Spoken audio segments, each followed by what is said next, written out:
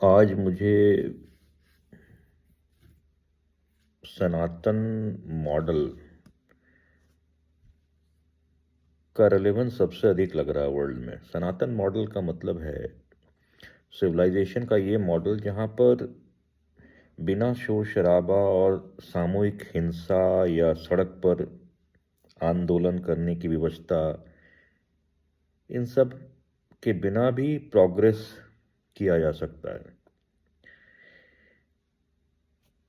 अगर आप Indian classical civilisation को देखें, जो हमारा पीक था, उसमें कहीं पर भी कुछ स्पाइकी नहीं था। मतलब कोई उग्र या हिंसा या कोई चीज फूहड़ सार्वजनिक तौर पर हो तभी जाके उसकी शक्ति मानी जाए, ऐसा नहीं था हमारे यहाँ।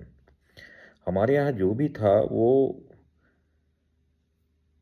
सुसुप्त होते हुए भी बहुत जागृत था।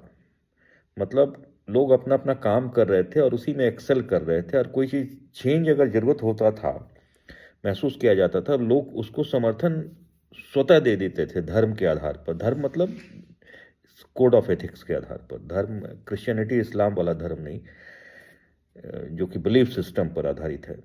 यहाँ पर हिंदू धर्म में धर्म का मतलब होता है धार्यते इति स धर्म, जो धारण करने योग्य एथिकल कोड हो वही धर्म है।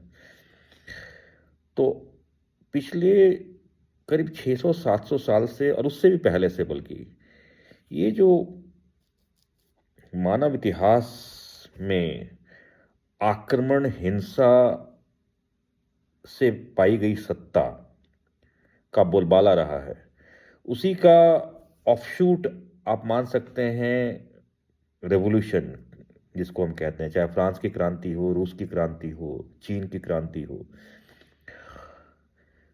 तो सत्ता का जो परिवेश है उसमें कोई भी चीज अगर वायलेंट है, जो अटैकिंग है, जो न्यूसेंस क्रिएट करने वाला है, वही सत्ता में है।